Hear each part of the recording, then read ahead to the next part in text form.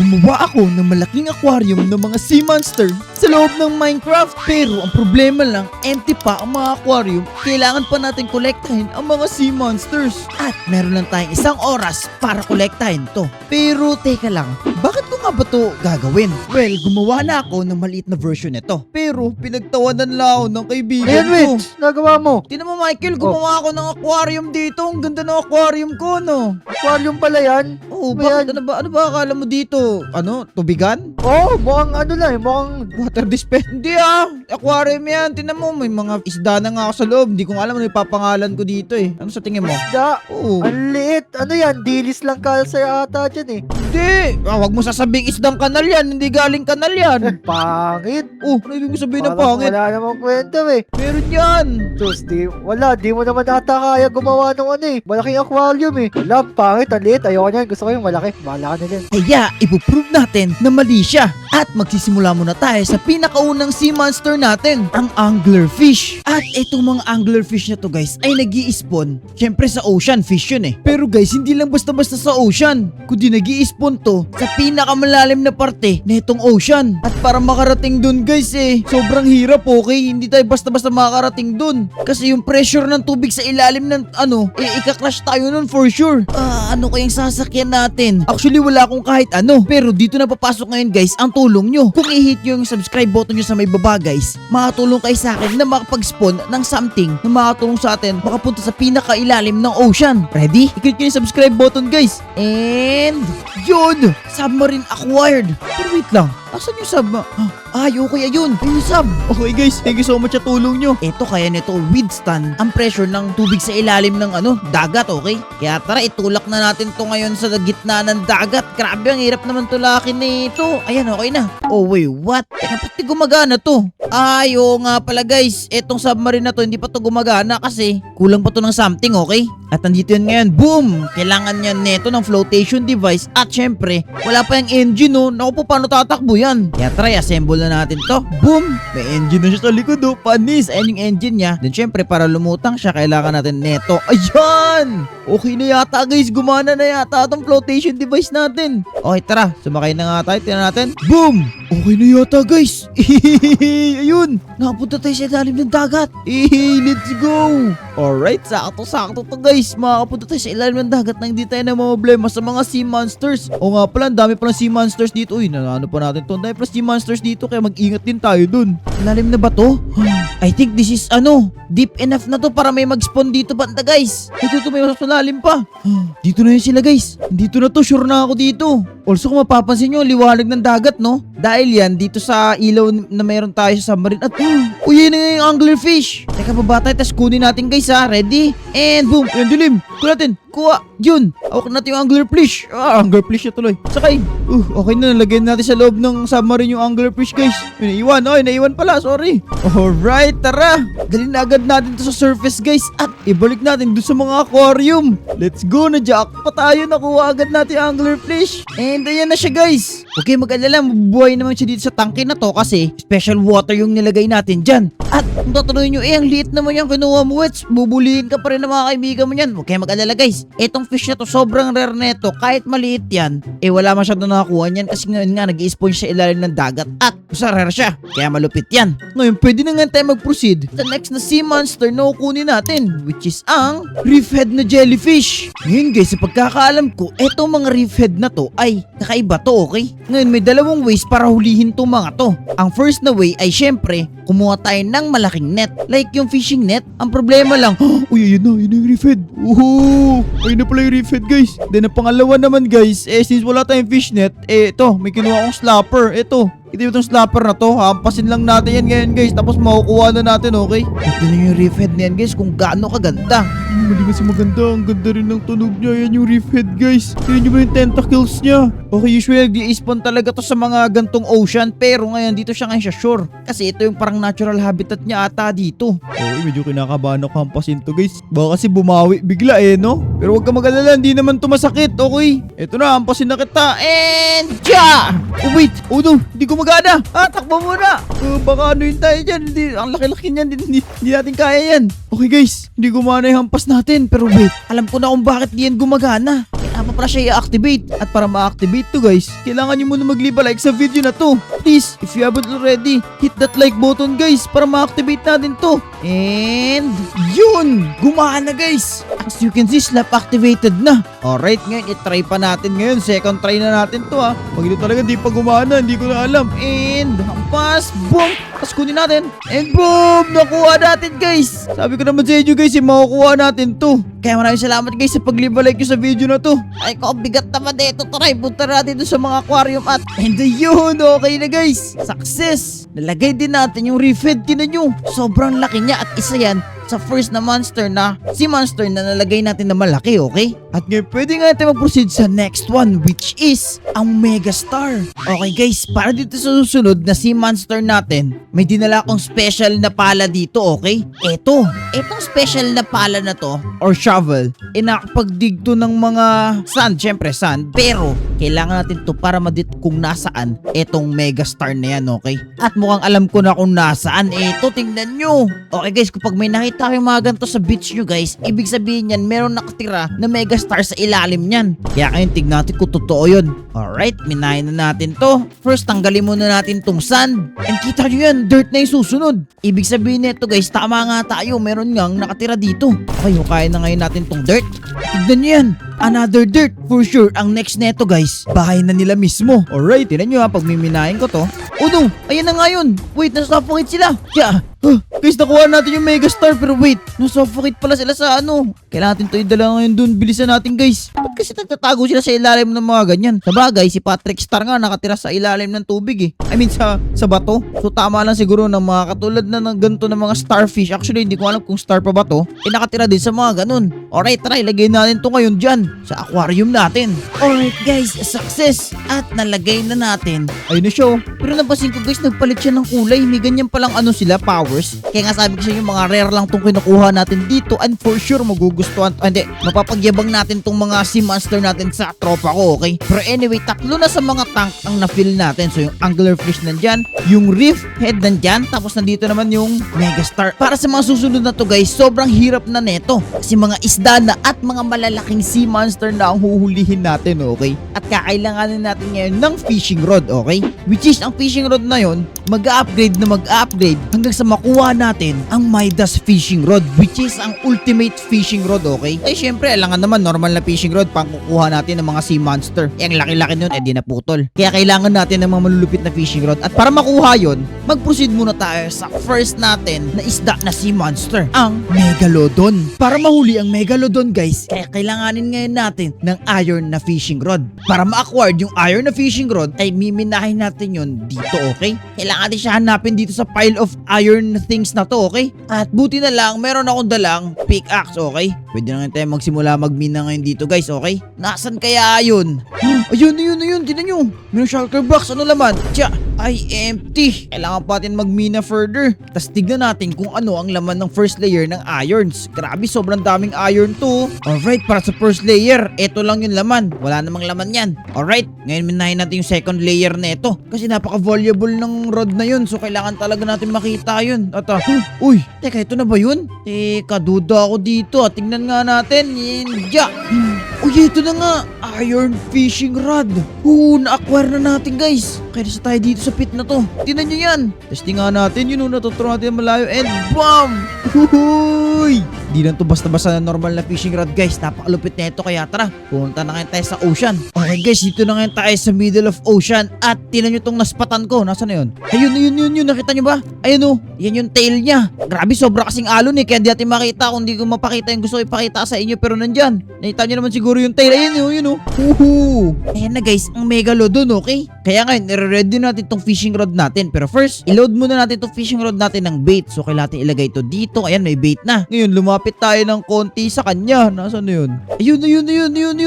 Okay. Ngayon, i-ano natin tong fishing rod. BAM! Boom! Okay na. Ano yung fishing rod? Please, anak, kagatin mo. Please. Ayun na. Kumakagat siya pa natin, guys. Ayun na. And yun, jackpot guys. Jackpot, nakuha natin yung Megalodon. Let's go. Mukha lang siyang maliit pero sobrang laki nito guys. Alright, tara. At ilagay na natin to dun sa aquarium. Let's go! And boom!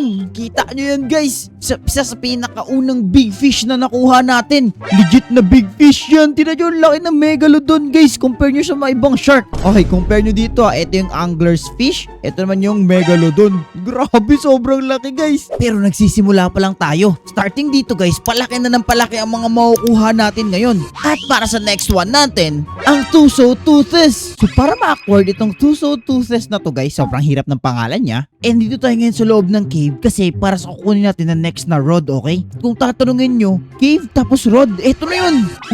Ito yung hinahanap natin guys. Okay, so ang hinahanap natin dito guys ay fishing rod. Kasi dito naka-buried ang amethyst na rod, okay? Which is yun yung kailangan natin para mahuli yung giant squid na yun. Kasi isa siyang squid, okay? Hindi na siya basta isda. Kaya nakakatakot yun. So kailangan natin siya minahin ngayon dito. Hindi lang, gaganda ng tunog ng amethyst, okay? Music to our ears yun, no? O, diba? Parang kumakalembang lang parang no? Nangangaroling, pero hindi yan yung point natin. Kailangan natin mahanap ngayon kung saan naka-buried dito yung amethyst na rod, okay? Grabe, ang sarap naman sa tenga nito minahin. Calcite na itong minimina natin guys pero wala pa. Oh wait, Parker ba to? Parang ito na yata guys. Ito na nga. Ang crystal fishing rod. Tingnan nyo kung gaano kaganda yan guys. Crystal na crystal yan. Wala, ganun talaga. Si Monster ba naman yung kukunin natin? Talaga naman kailangan natin ng ganito klase career na fishing rod. Kaya tara, pumunta na tayo sa ocean at huntingin na yon. Alright, dito tayo ngayon back in the ocean at kailangan natin pumunta. Ito na tayong pinakamalalim pero wala akong nakikita. Mukhang kailangan ko ata ilabas dito ang spyglass ko para makita natin yung sea monster na yan. Nasaan ba yan? Meron na ba? Wala akong nakikita Feeling ko din natin makikita yung mga ganito siguro. I-fish na lang natin. Tignan natin kung makakuha natin siya, okay? Ang laking squid kasi nun. Ayun, nasa middle of ocean nga siya. Nasa pinakailalim nga siya ng tubig, guys. Kita nyo ba kung gaano kalaki yung isang yan? Wow! Okay, hilain ko na siya ng fishing rod ko guys. Ready? Ayan, nakagat niya na yung fishing rod ko. Hilain ko na, ready, and yun! Aray ko, sobrang laki nito guys. Tignan nyo, mas malaki pa sa akin. Okay, grabe naman tong isang to. At kita nyo yung mga tentacles at saka ngipin niya. Okay, tara. Ibalik na ngayon natin to ngayon guys. At ilagay na natin to dun sa aquarium ko. Grabe, sobrang laki nito isang to. And boom!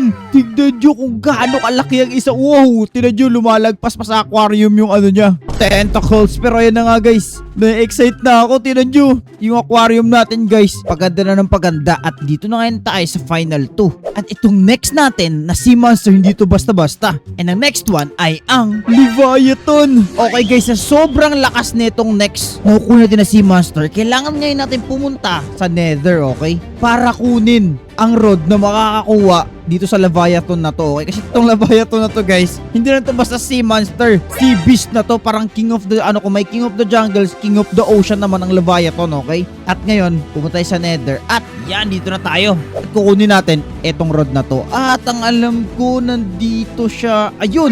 Okay, mukhang maghukay na naman tayo guys para kunin itong ancient rod na to, okay? Tanggalin muna natin itong first layer first. Tingnan natin kung ano laman na ito. And boom, wala. Okay, ano ba yan? Well, the thing is kasi itong mga fishing rod na to, mga ancient to, okay? Hinahanap pa to sa mga ruins, kaya kailangan talaga ito hanapin. Tara, sila natin itong second layer. Hopefully magpakita na to kaagad, okay? Ayun, wala pa rin. Nakakainis na. Okay, pangatlong layer tayo. Let's go. Okay, ito na yung final layer dito. Kung wala pa rin to, feeling ko guys, wala na dito yung hinahanap natin na rod. Ayun. Ito na ba? Please, ito na.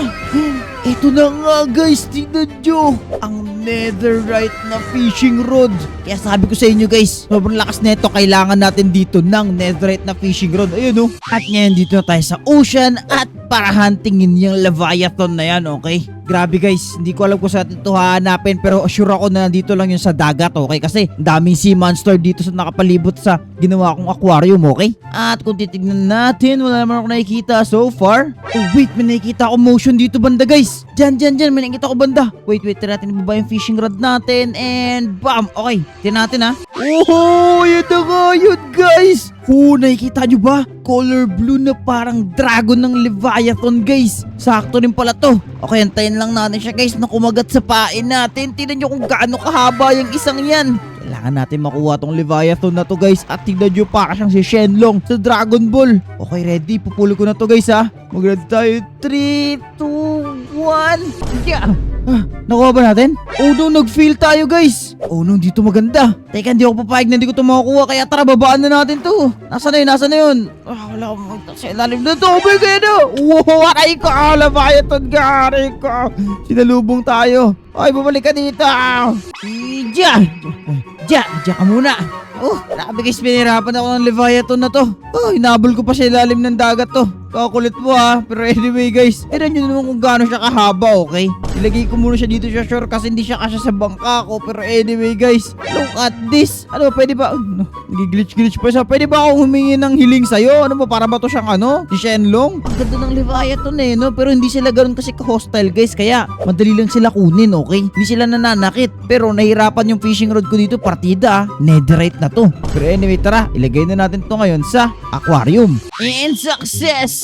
At tignan nyo yan guys, yung mga giant creatures unti-unti nang nabubuo. At meron na lang tayong huling sea giant creature na ilalagay dito sa tank na to. Which is excited na ako. At tara guys, kunin na natin to para sa next one at last but not the least, ang blue crate guys. Andito na tayo ngayon sa final stretch natin at isa sa pinakamahirap na kunin na sea creature dito sa loob ng Minecraft, okay? Ngayon, para makuha natin etong bloop na to, okay? Andito tayo ngayon sa middle of ocean para dyan, nakikita nyo ba yung shipwreck na yan? Nandyan, sabi-sabi lang to, nandyan ang Midas na rod, okay? Hindi ko alam kung gaano katotoo yun, pero yun lang ang only makakahuli sa bloop, okay? At yun ang parang kryptonite ng bloop, yung Midas na thingy na yun, okay? And hopefully nandyan yun. Kaya tara at let's dive down sa baba. Okay, so hindi ko alam kung nasan dito yun. Okay, pero kailangan lang natin siya makita somewhere.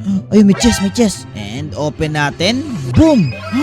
Oh wait, nandito nga, Midas fishing rod. Guys, akala ko haka lang to. Totoo pala ang Midas fishing rod guys. At nandito ngayon sa harap natin. Pero wait lang, may narinig akong kakaiba. Ano yun? Wait, what is that? Ang bloop biglang nagsaman. Oh no guys, butin lang. Hawakan natin tong Midas ano. Ang bilis na natin lumangoy. Wait, what? Ayan na yung bloop guys. Kailangan natin mahuli tong bloop na to. Halika dito bloop. Ang ganda nitong Midas ano na to guys. Tingnan nyo kung gaano tayo kabilis. Ganon ka powerful tong rod na to. Bukod sa kaya niya manghuli ng mga bloop na ganun kalaki guys. Ayun naman yung bloop oh.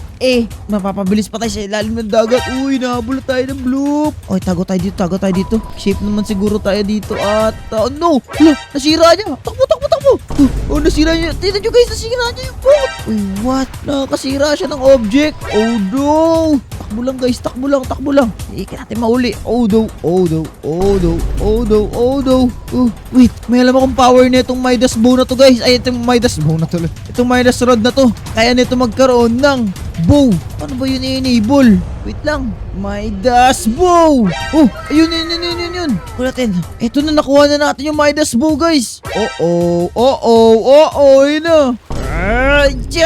Di siya matamaan guys. Ang hirap. Pero alam ko kapag natamaan natin to, mahuhuli natin to bloop na to. Eto na. And yun. Okay, nakain niya na yung bait. Okay, sa bunganga niya na yung bait guys. Ngayon, kunin mo to. Ito. And boom. Ayun guys.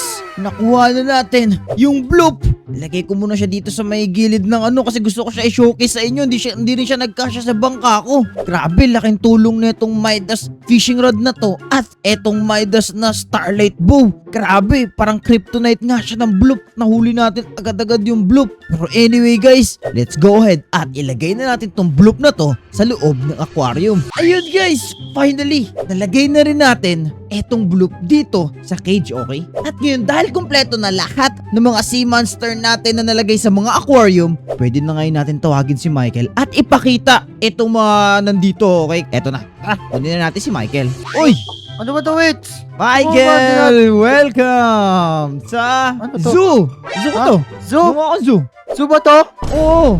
Naalala mo yung sabi mo sa akin na nakaraan sa city na meron ako maliit na aquarium, di ba? Oh, yung pangit. Oo, Michael, ngayon, kung makikita mo, gumawa ako ng zoo ng may pinakamalaki aquarium at mga sea monsters sa loob ng Minecraft. Tingnan mo yan! Ikaw may gawa na ito? Ako, oo. Tingnan mo dito, nandito yung reef head na isang, ng octopus. Tingnan mo. Gawa na ito ah. O, di ba? Ikaw may gawa na ito? Ang Oo dami nga. naman na ito. Ang kumain sa'yo, Ito na. ang bloop!